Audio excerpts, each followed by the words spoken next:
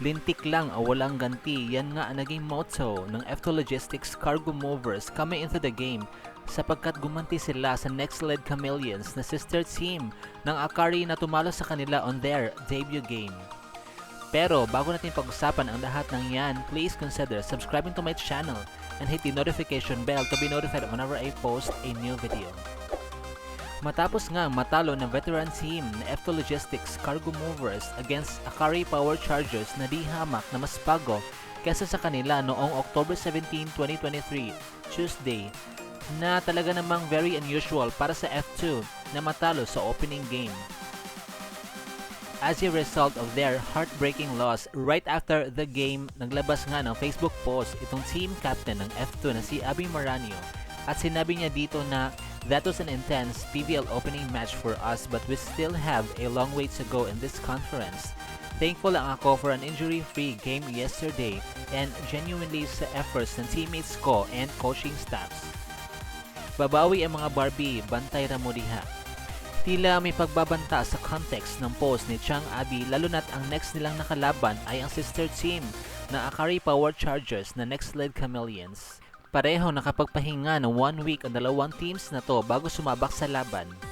Kaya naman sa naging paghaharap ng F2 Logistics and Next-Led Chameleons, sa unang set pa lang pinagsabay na kaagad ang dalawang defensive outside hitters na sina Ara Galang and Jolina de la Cruz at talagang nagpasikat din si Abby Maranio with her running attacks and also Madre Baro na ginawa ng starter. In set 2 ay mas lalo pang napakita ng swag si Kapitana Abby na nagtanggal na ng kanyang elbow sleeves. Pero ang talaga nag-shine ng husto ay si Ivy Laxina na hindi mabasa ng Chameleons dahil sa kanyang variation of attacks. Samantala sa atin namang final set tuloy-tuloy na talaga ang momentum ng F2 at tuluyan na ding bumaba ang energy ng Next-Led Chameleons. Bumawi ng malala ang mga Barbie at tinapos lamang ang game in straight sets 25-20, 25-14, and 25-16.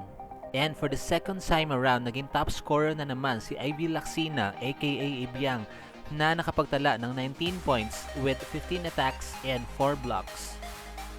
Mas nabuhayan pa nga ng dugo itong Cargo Movers matapos silang masabihan na ipakita nyo kung sino kayo. Kaya mas ginalingan pa nila at inibayan ang kanilang blocking. Malaking bagay ang pagkapanalo ng F2 Logistics ngayon at kitang-kita naman sa mga palo nila na may strong conviction na talaga. At ganado-ganado silang naglaro sapagkat nagbalik na si Miss Everywhere Don Makandidi Katintig. At si KKD na nga lang ang inaantay upang mabuo ulit sila. Malayo pa nga ang itatakbo ng conference na ito ngunit may bawian na kaagad na naganap. Kahit nasa preliminary round pa lang tayo, sobra intense na ng laban. Ika nga nila kung hindi mo matalo ang isang team, kung maghihiganti ka na lang din, edi doon na lang sa sister team. At yun nga ang naganap. Dito ko na nga po tatapusin ang video na to. Thank you so much for watching.